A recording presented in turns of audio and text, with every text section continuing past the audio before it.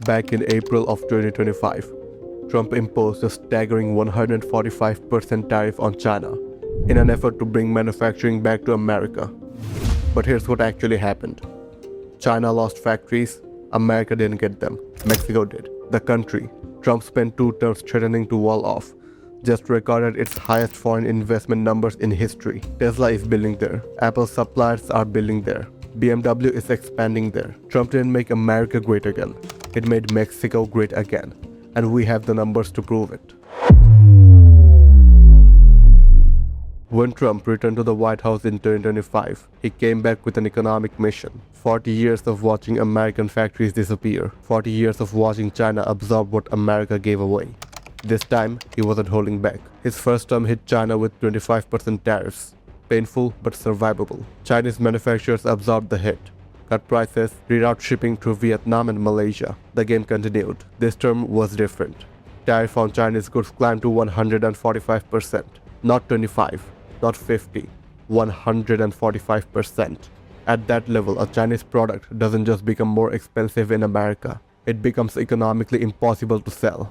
If a factory in Shenzhen makes a product for $10, the American importer now owes $14.50 in taxes before they even open the crate. The math stops working. For a factory owner in Shenzhen, that number doesn't mean a price increase. That means an existential deadline. But here's the thing. In April of 2025, Trump paused those sweeping tariffs on almost every country in the world.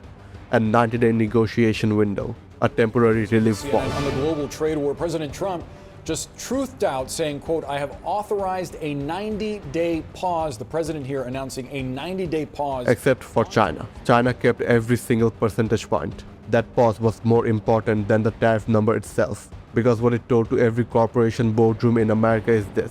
Everybody gets a door to walk through except China. And once, American companies believed those tariffs were permanent. Not a negotiation tactic. Not temporary pressure, but a structural reality. The decision came fast. Get out of China now. The only question was, where would they go?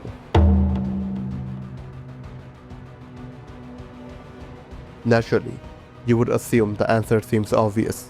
All those American companies operating in China would come home. American workers, American soil, the rusty belt breathing again. It didn't happen. And here's where Trump overestimated America's capabilities.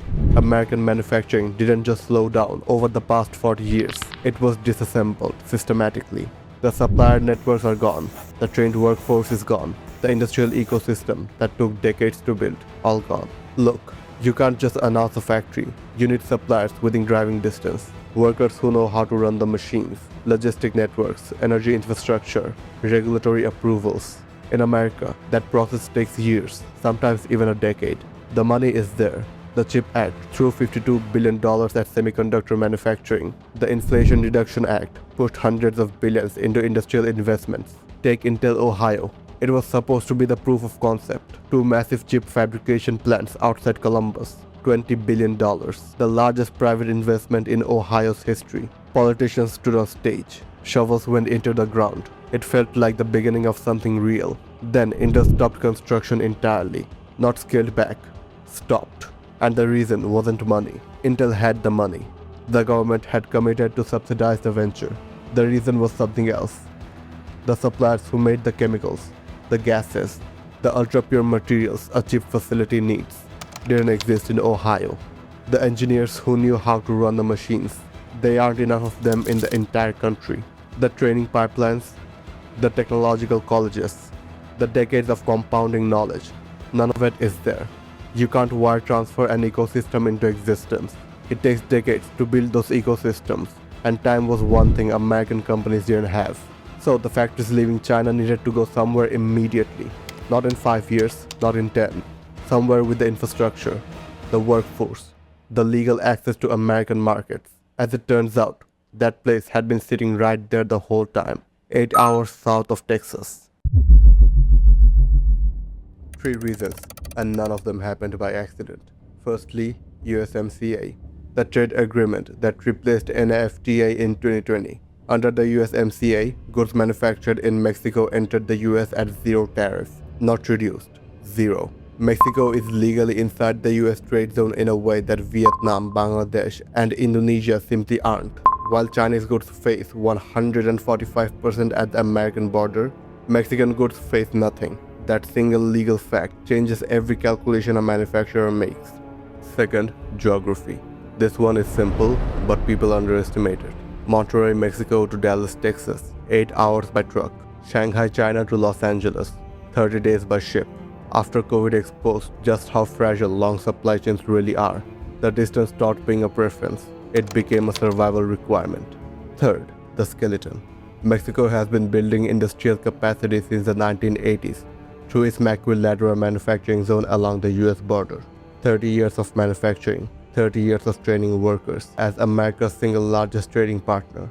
Not to reduce China's lead, overtook it entirely. Aerospace manufacturing in Querétaro, medical devices in Tijuana. Mexico is already a top 5 global exporter of medical equipment. Most Americans have no idea the hospital equipment treating them was made 20 minutes outside of San Diego. Foreign direct investments into Mexico hit record levels in 2023. 2024 broke that record. But here's the part no one's talking about. And this is where the story genuinely gets insane. China figured out what was happening, and they found the door into the wall.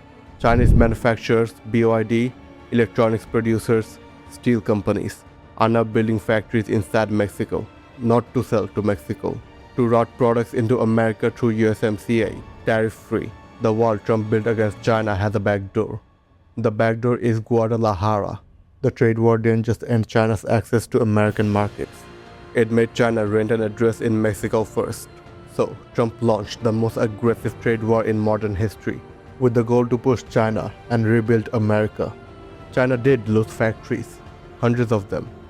But those factories didn't cross over into Ohio. They crossed into Nuevo Leon.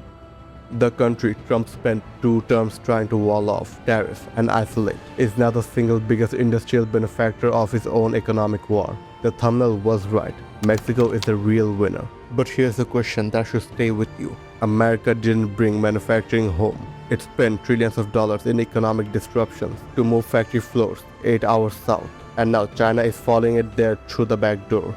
The trade war didn't reshape global manufacturing. It just redrew the map of where the same game gets played. And the game, it didn't change at all. 各位代表，